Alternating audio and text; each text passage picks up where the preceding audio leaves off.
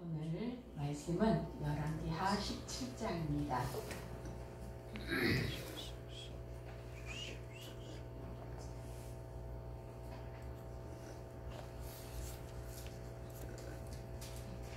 열왕기하 17장 1절에서 12절 말씀까지 우리 한 목소리로 합독하시겠습니다. 유다의 왕 아하스 제12년에 엘라의 아들 호세아가 사마리아에서 이스라엘 왕이 되어 9년간 다스리며 여호와께서 보시기에 악을 행하였으나 다만 그 전 이스라엘 여러 왕들과 같이 하지는 아니하였더라. 아하스 왕 살만이 에셀이 올라오니 호세아가 그에게 종이 되어 조공을 드리더니 그가 애굽 왕 수에게 사자를 보내요. 해마다 하던 대로 아수르 왕에게 조공을 드리지 아니하매 아수르 왕이 호세아가 배반함을 보고 그를 옥에 감금하여 두고 아수르 왕이 올라와 그 온 땅에 두다니며 사마리아로 올라와 그곳을 3년간 내었었더라.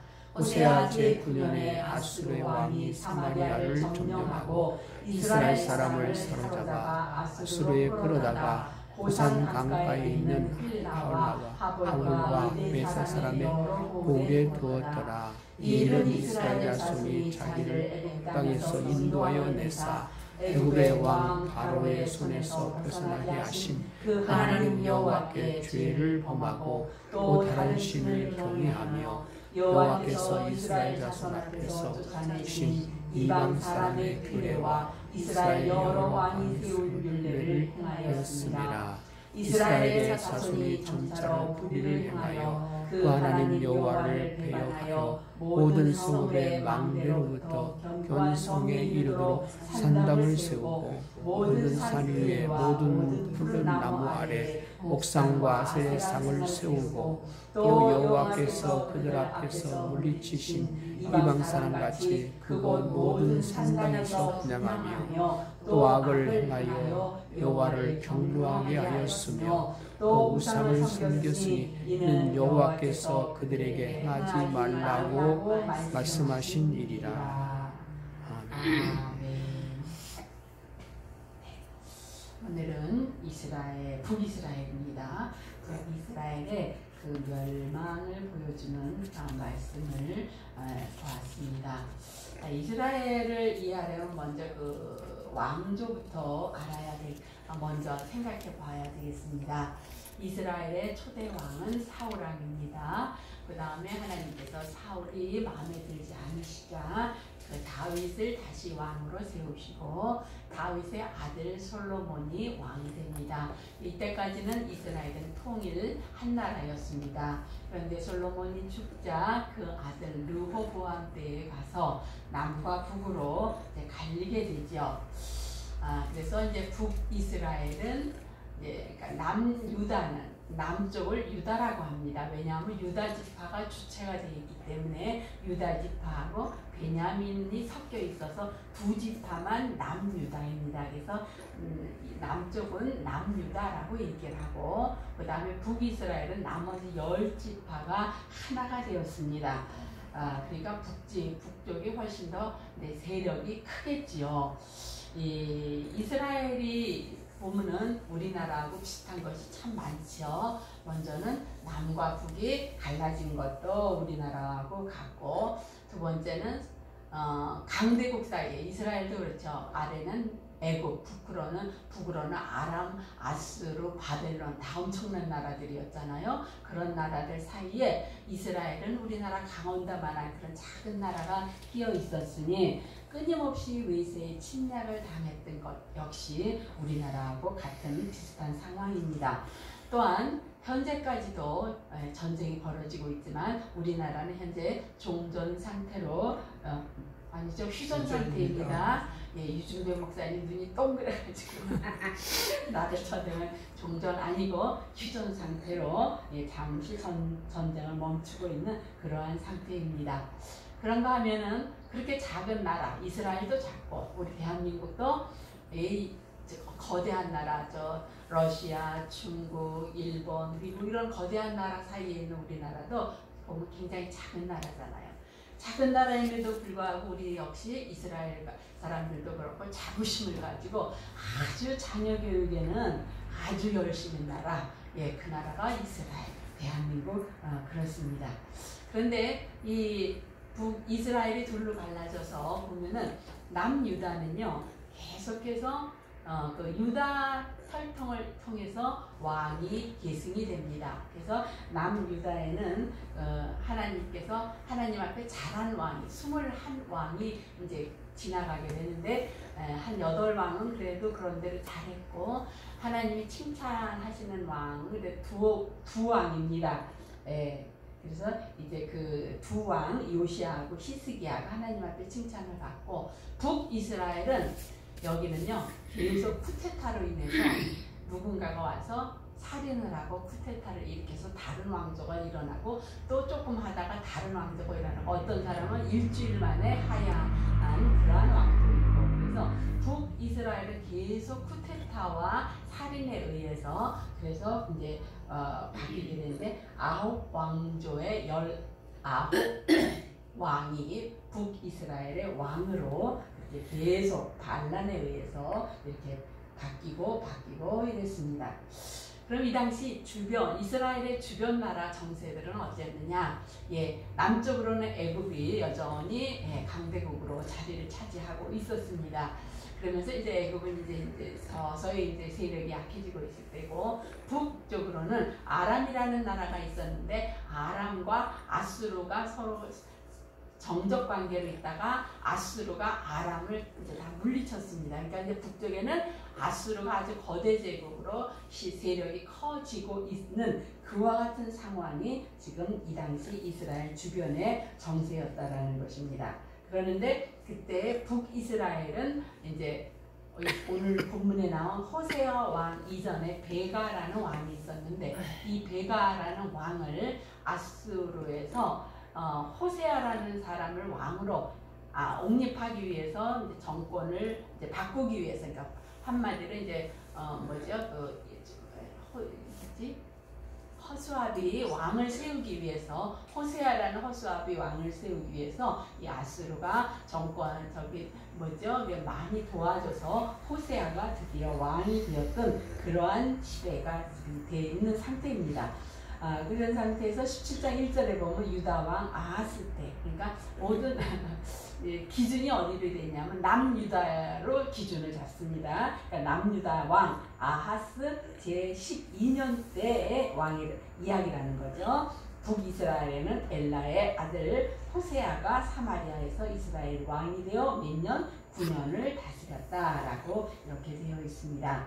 이전에 보니까 그런데 그가 악을 행하긴 했습니다만 이전에 다른 여러 왕들보다는 똑같지 않았다라고 이렇게 말씀하고 있는 거 보니까 그러니까 아주 악한 왕들 오물이 여기서 악하다라는 것은 뭐 사람으로 일륜적으로 반일륜적이다 이런 게 아니고 신앙을 말하는 거죠. 신앙적인 종교적인 일로 그렇게 아합이나 오물 그런 왕하고는 이제 똑같지 않았다 이런 말씀이 되겠습니다. 그리고 3절에 보니까 이제 아수르의 왕 살만에셀이 올라오니 호세아가 그에게 종이 되어 조공을 드렸고 호세아가 자기를 베가 왕을 물리치고 자기를 왕으로 세워준 그 살만에셀에게 이제 알아서 조공을 드렸습니다. 그러다가 4절에 보니까 이 호세아가 왕이 마음이 변했습니다. 그가 애굽의 소 왕에게 왕 이름이 왜 소인지 모르겠습니다. 소 왕에게 이제 사신을 보내서 해마다 아수르 왕에게 드리던 조공을 드리지 아니하고 그리고 이제 소외하고 애굽 나라하고 지금 이렇게 이제 어떤 협약을 맺고 있는 그러한 상태가 되었는데 애굽의 아수르 왕이 그것을 알고 뭐라 그랬어요? 4절에 아수르 왕이 호세아가 배반함을 보고 그를 옥에 감금하여 두었다 라고 되어 있습니다. 그러니까 호세아 왕이 이제 9년째 되던 해 이제 국제 정세를 잘못 판단했던 것 같아요. 사실상 이때 애굽은 이제 쇠퇴기로 들어가고 있을 때고 아수르는 이제부터 이제 강대국으로 이제 확장해 가는데 조공을 아수르한테 바치지 않고 애굽이 우리를 좀 도와달라라는 그러한 것을 했다라는 거죠. 그런데 그런 걸 이제 배반한 걸 알고 아수르 왕이 5절에 보니까 사마리아와 올라와서 그것을 3년간 에워쌌다. 그러니까 바로 전쟁하지 아니하고 성을 3년간 에워쌌습니다. 자, 3년간 성을 에워쌌으니 그 안에 먹을 것은 뭐가 있었으며 굉장히 힘들었겠죠. 이 3년이라는 기간 동안 어떻게 보면 이 3년이라는 기간 동안 북이스라엘이 하나님 앞에 회개를 할 수 있는 그런 충분한 시간이 3년이기도 합니다. 그리고 아수르에게는 다시 이제 어떻게 하면 저것들을 이제 혼낼 것인가 하고 이제 그걸 생각하는 그러한 시간이 되었겠죠. 그렇게 해서 6절에 보니까 드디어는 이제 왕이 사마리아를 점령했습니다. 그리고 사람들을 잡아다가 아수르로 끌어다가 고산 강가에 있는 할라와 하볼과 메대 사람의 여러 고을의 사람들을 북이스라엘 사람들을 흩어서 살게 했다는 것이죠. 그리고 이제 나중에 보면 다른 지역 아수르가 이제 그 지배한 여러 지역의 점령국의 나라들의 백성들을 또 실어다가 사마리아에 거주시켜 했습니다. 그러니까 사마리아는 본토 그 유대인들이 그 완전한 선수성이 없어지고 완전히 다 혼혈된 그와 같은 상태가 되었다는 것이죠. 이렇게 되면서 지금 북이스라엘이 이제 사라지게 됩니다. 근데 우리는 여기서 좀 생각해 볼 것이 사실 이스라엘이란 나라가 어떤 나라예요? 하나님께서 이 가나안 땅을 하나님께서 어떻게 이스라엘에게 주신 땅입니까? 이스라엘은 정말 하나님이 복 주시기로 작정하시고 400년 전 아니죠? 가나안 생활 이미 200년 했으니까 지금으로부터 망하기 전 600~700년 전부터 하나님이 작정하시고 계획하시고 아브라함부터 생각하면 더 오랜 시간부터 작정한 백성들이 바로 이스라엘 백성이고 그들이 사는 가나안 땅 하나님이 복 주시기로 작정하신 그러한 땅이라는 것이죠. 아멘. 그래서 애굽에서 10가지 재앙을 주면서부터 그렇게 이스라엘 내 백성을 끌고 나오고 가나안에는 7 부족 원주민이 있는 것을 생명이 있는 건 하나도 살리지 말라 하면서 멸하시면서 그러면서 하나님 나라를 삼으시고 하나님 나라의 땅 제사장 나라를 삼은 나라 그 나라가 바로 이스라엘이라는 것입니다. 그런데 하나님께서 오늘 그 귀한 하나님의 백성들을 다시 쫓아서 이방 땅에 흩으시고 다른 백성이 그 땅을 차지하도록 이렇게 하셨다라는 것입니다. 하나님이 지키실 능력이 없어서 그런 것 아니고 하나님이 약속을 먼저 어기신 것 아닙니다. 우리도 이미 사람들이 인간 사회에서도 아주 자녀들이 너무 말을 안 들면 부자간에 연을 끊자 호적에서 파내겠다 이런 말을 하는데 바로 하나님의 입장을 우리는 그러한 인간의 그런 모습에서 하나님의 입장과 하나님의 그 심정을 헤아려 볼 수 있을 것 같습니다. 이 북이스라엘의 전성기는 여로보암 2세 때입니다. 여로보암 1세가 그 초기의 왕이죠. 남과 북으로 바뀔 때 남쪽은 르호보암이 왕이 되었고 북쪽은 여로보암 1세가 왕이 되었습니다. 그리고 여로보암 2세 왕 때에 북이스라엘은 최고의 전성기였어요. 전성기라는 말은 신앙적인 면으로 전성기가 아니고 군사적으로 강했고 경제적으로 강했다는 것입니다. 그때가 바로 여로보암 2세. 이 여로보암 2세가 41년 동안 북이스라엘을 다스립니다.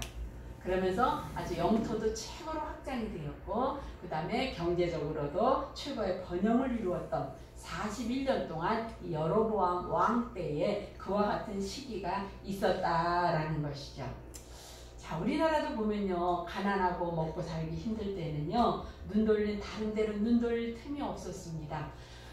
그야말로 밤이면은 금요일날 심야 철야 예배 때에 교회가마다 다 나와서 밤새도록 철야 예배하던 때가 1960년대, 70년대였죠.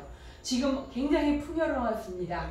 그러나니까 이제 교회들마다 점점 심야 기도회가 잠잠해지고 그러고 있는 상황인데, 북이스라엘도 그 여로보암 2세 때 최고의 군사로 경제력으로 번성했던 이 시기가 지나면서 이 사람들도 역시 더 그렇지 않아도 신앙적으로 지금 이 북이스라엘은 타락한 상태였는데, 그런데 더 타락하게 됩니다. 그리고 이 여로보암 2세가 죽고 나서 30년 동안에 무려 왕이 6명이나 바뀝니다. 이게 30년 동안 6명이나 바뀌니까 그 나라가 얼마나 혼란스러웠는지 알겠고, 6명 중에서 5명이 살해되는 그와 같은 지경의 그런 혼란한 시기였다라는 거죠.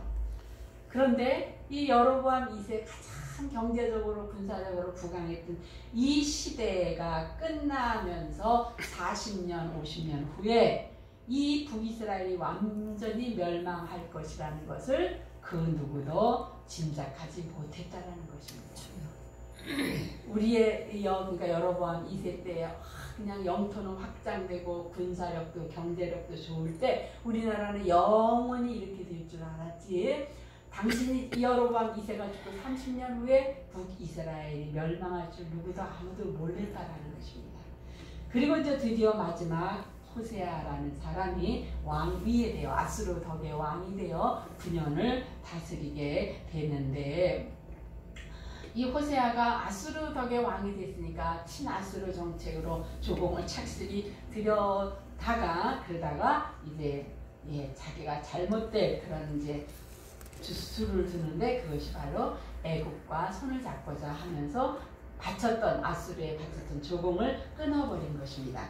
이것도 이제 왜 그러냐면 그 당시 그 아수르의 유명한 정복자가 디글랏빌레셀이라는 왕이 유명한 정복자였는데, 그가 죽고 그 다음에 살만에셀이 왕이 되고, 살만에셀 때에 지나서 그 다음에 이제 다른 왕이 되면서 이제는 저 유명한 그 디글랏빌레셀도 죽었고 살만에셀도 이제 친저기 하니까 이제는 우리가 아수르가 아니고 애국하고 손을 잡아보자 하면서 그런 계산으로 지금 애국과 손을 잡기 시작을 했다라는 것이죠. 그러면서 조공을 끊고 애국에게 좀 도와달라라고 이렇게 했는데, 그것을 어떻게 됐어요? 4절에 보니까 끝에 보면 아수르 왕이 호세아가 배반함을 보았다라고 되었습니다. 그러니까 반아수르 정책을 한 것에 대한 그 아수르가 배반함을 느껴서 살만에셀이 군사를 일으켜서 쳐들어온 것이죠. 그러면 쳐들어왔으면 협약을 맺은 애굽이 도와줘야 되는데 애굽이 전혀 도와주지 않았습니다.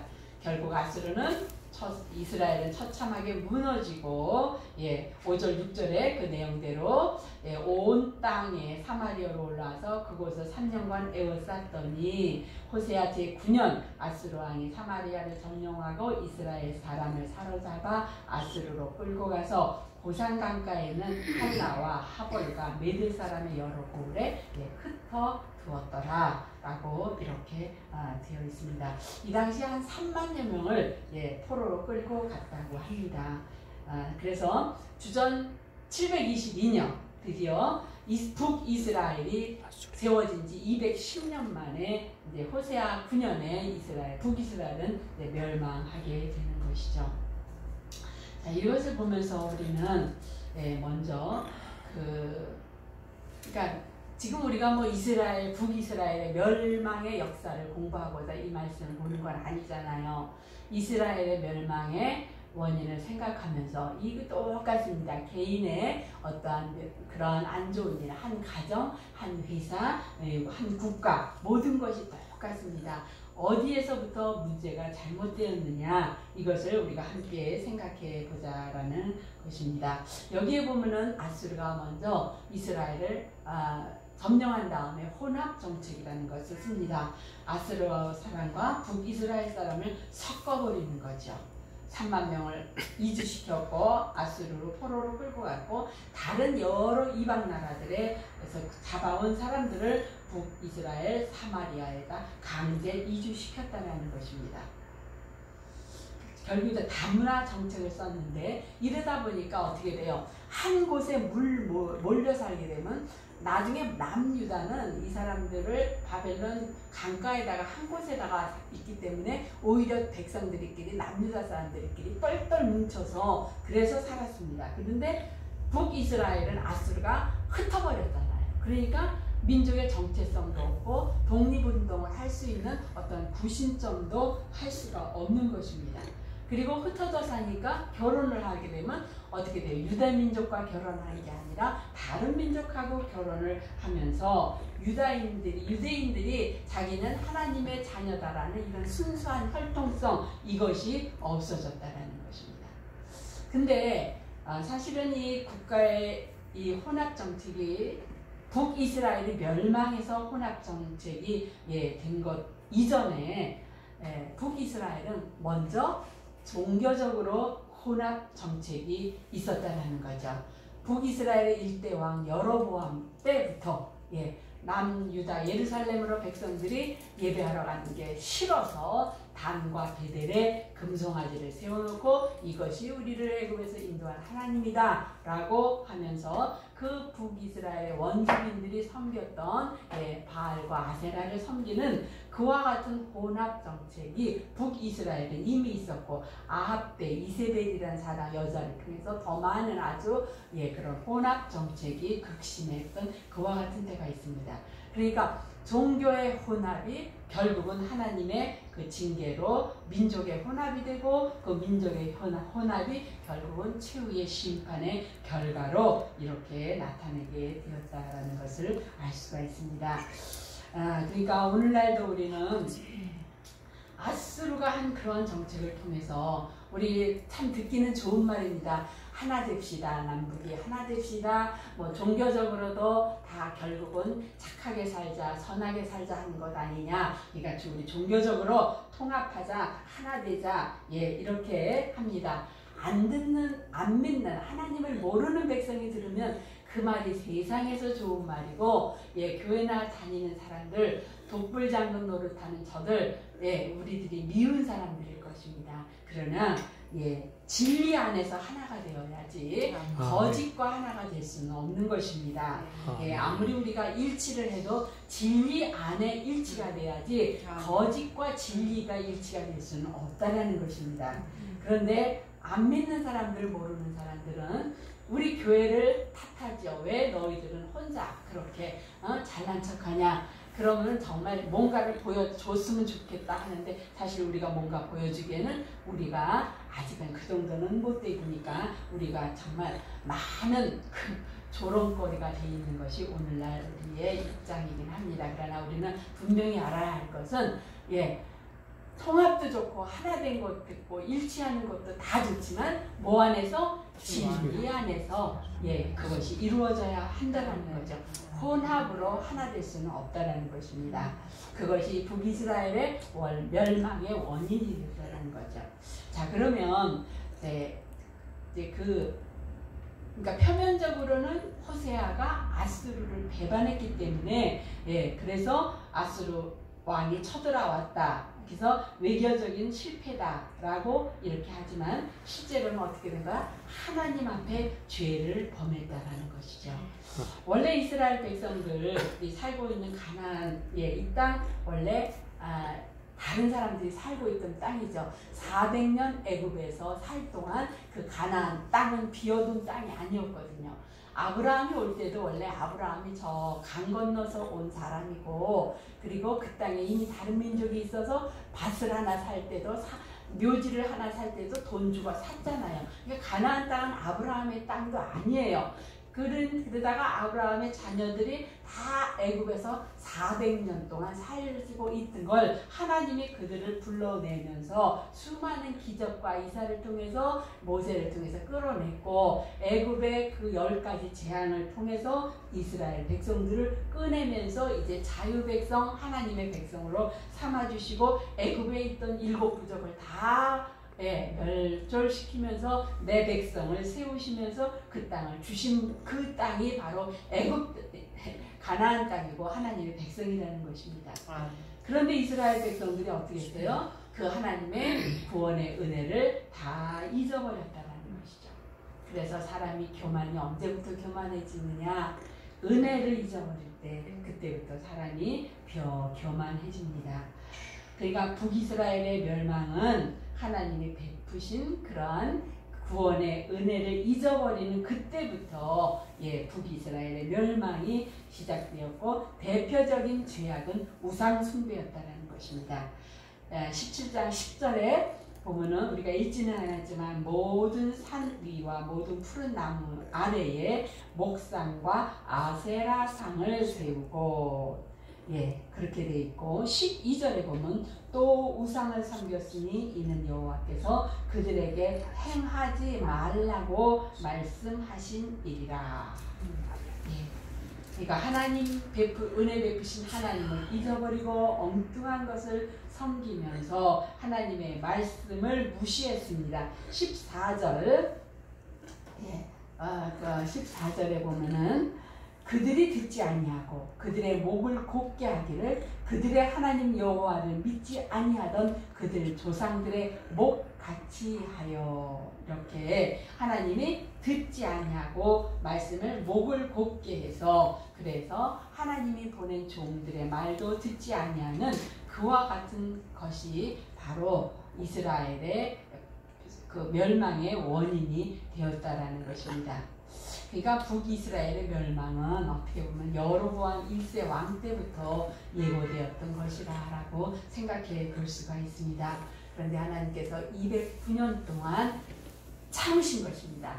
얼만큼 아주 오랫동안 참고 참으셨던 것입니다. 하나님이 돌아오기를 참고 참으시면서 기다리고 계셨다라는 것입니다. 근데 그러니까 우리가 잊지 말아야 될 것은요. 하나님이 안 도와주시면요. 애굽도 안 도와줘요. 그렇죠? 네. 그러나 하나님이 도우시면 애굽이 안 도와줘도 다른 나라가 도와주게 되어 있습니다. 그런데 하나님이 도와주지 않으니까 애굽도 안 도와줬다라는 거예요. 우리는 이런 걸 한번 상상을 해볼 수 있습니다. 비탈길이에요. 마차가 서 있어요. 비탈길에 마차가 있으면 어떻게 돼요? 밑으로 흘러내려오는 건 당연합니다. 하나님께서 그 비탈길에 서 있는 마차를 하나님의 손으로 잡아주시면 우리는 밑으로 흘러내려가진 않아요. 그런데 하나님이 그 손을 놓아버리면 우리는 밑으로 흘러내려갈 수밖에 없다는 것입니다. 그러니까 하나님이 우리를 잡아주지 않으면 우리는 죄와 사망의 구덩이로 떨어질 수밖에 없다는 것입니다. 그런데 우리가 교만해서 하나님의 은혜를 모르고 그렇게 살았다는 것입니다. 그러니까 우리 인생도 똑같겠죠. 표면적으로 보면 어떻게 보면 내가 세상말로 운이 없어서 재수가 없어서 아니면 그 사기꾼 때문에 내가 이렇게 된 것 같지만 그러나 성경의 입장에서 보면 하나님께서 잡고 있던 나의 손을 놓아서 이런 것은 아닌가 우리가 생각을 해보아야 되겠다는 것입니다. 그래서 우리의 죄가 깊어가면 어느 순간 하나님의 그 손길을 그냥 거두시면 됩니다. 하나님 뭐 하실 필요도 없어요. 붙잡고 있던 손을 그냥 놓으시면 되신다라는 거죠. 드디어 북이스라엘이 210년 동안 붙잡아 오시던 하나님의 손이요. 하나님께서 그 손을 놓아주셨다는 것이죠. 그러니까 하나님이 참고 오래 참으시는데 어때요? 영원히 참아주시지는 않는다는 것입니다. 왜냐? 그렇게 해야지 나머지라도 구원할 수 있기 때문입니다. 그러니까 하나님이 갑자기 북이스라엘을 멸망시킨 게 아니고 200여 년 전부터 계속해서 회개하기를 기다렸지만 회개할 기미가 없자 죄가 더 깊어지자 주전 722년 아수르를 통해서 북이스라엘을 멸망시켰다라는 것입니다. 그렇습니다. 그러므로 우리의 삶도 돌아보아야 되겠습니다. 혹시 내가 하나님의 은혜, 오늘의 풍족한 삶 때문에 하나님의 그 은혜를 잊고 살고 있지는 아니한지, 또 하나님보다 내가 더 의지하고 섬기는 내 삶 속의 우상은 무엇이 있는지 생각을 해보아야 되겠다라는 것이죠. 경제적인 것이, 자녀가, 남편이, 뭐든 나의 지위가 나를 지켜준다라고 생각하면서 하나님보다 더 섬겼고 더 우상으로 바라봤던 것은 없는지 생각을 해보면서 내 인생을 무너뜨리는 것은 아수르가 아니고 내 안에 회개하지 않은 죄가 바로 내 인생을 무너뜨리는 아수르가 된다라는 것입니다. 내 속에 있는 아수르를 발견하고 깨닫고 그걸 회개함으로 멸망으로 가고 있는 우리의 발걸음이 돌아서서 소망을 향해 갈 수 있기를 바랍니다. 이와 같이 북이스라엘의 멸망은 정말 진정한 왕이 누구였는가에 있었다라는 것이죠. 원래 하나님은 이스라엘의 왕정 제도를 원치 않으셨습니다. 이스라엘 백성들이 주변 나라가 다 왕이 있는 걸 보고 우리도 왕을 주십시오 했습니다. 그러나 하나님은 싫어하셨죠. 왜? 하나님 자신이 이스라엘의 왕이시길 원했습니다. 할렐루야. 아멘. 하나님이 나의 왕이시고 우리 나라의 왕이시면 얼마나 감사하고 얼마나 좋겠어요. 그런데 이스라엘 사람들이 보이는 왕, 주변 다른 나라들처럼 왕을 달라고 했습니다. 그래서 드디어 왕을 하나님이 사무엘 선지자를 통해서 세워라 하셨습니다. 그들이 너를 버린 게 아니라 나를 버린 것이다. 하나님이 기막힌 말씀을 하시면서 세워라 하셨습니다. 그들 가운데 세워진 왕, 우리가 가장 괜찮은 왕이라고 하는 다윗 왕도 금이 없었습니까? 금이 있었습니다. 나머지 다른 왕들은요, 말할 것도 없습니다. 그러니까 왕들의 결국의 마지막은 어디예요? 멸망으로 가는 길이었다라는 것이죠. 그런데도 저들은 왕을 세워달라고 했습니다. 우리는 분명히 알아야 됩니다. 우리의 왕, 우리의 진정한 왕은 누구라고요? 하나님. 예수 그리스도, 그분만이 우리의 진정한 왕이 되는 것입니다. 아멘. 내가 길이요 진리요 생명이니 나로 말미암지 않고는 아버지께로 올 자가 없느니라. 다른 이로서는 구원을 받을 수 없나니 천하 인간 중에 구원을 받을 만한 다른 이름을 우리에게 주신 일이 없느니라.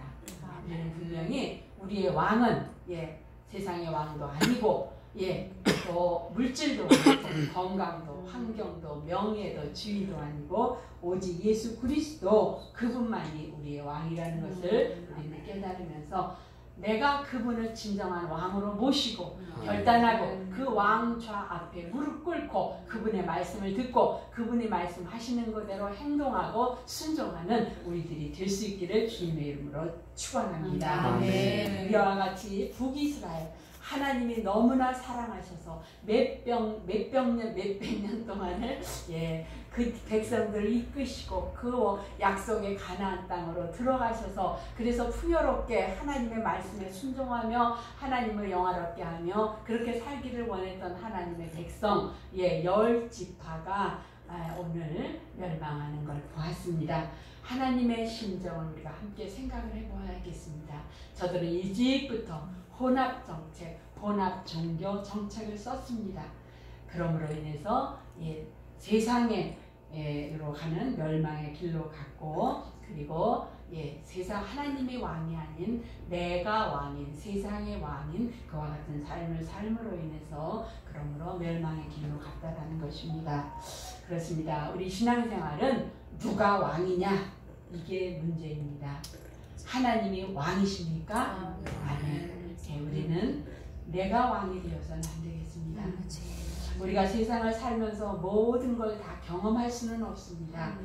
다른 사람들의 실패를 통해서 북이스라엘의 실패를 통해서 그래서 우리는 내 인생에 그와 같은 실수가 없도록 우리는 이 시간 다시 한번 생각해 보시면서 하나님이 이스라엘을 택하신 그 이유를 알아서 우리가 세상의 온 인류를 구원할 수 있는 그러한 계획을 갖고 오늘도 하나님의 영광을 위하여 살아가는 저와 여러분이 되시기를 주님의 이름으로 축원드립니다.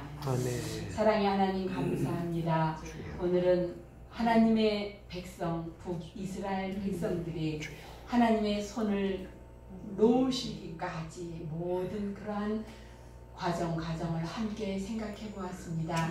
이것이 북이스라엘의 문제가 아니고 이것은 분명 내 인생의 문제고 내 삶의 문제고 우리 가정, 우리 교회, 우리 국가, 우리 민족의 이름을 아버지 기억하게 하시고 오직 우리의 유일하신 온전하신 완전하신 왕이신 예수 그리스도 그분만을 경외하며 그분만을 바라보며 그분 말씀에 온전히 순종하며 그분이 계획한 모든 삶을 풍요롭게 아름답게 정의롭게 누려가며 확장할 수 있는 저희들이 될 수 있도록 도와주시옵소서. 감사하며 예수님의 이름으로 기도드립니다. 아멘.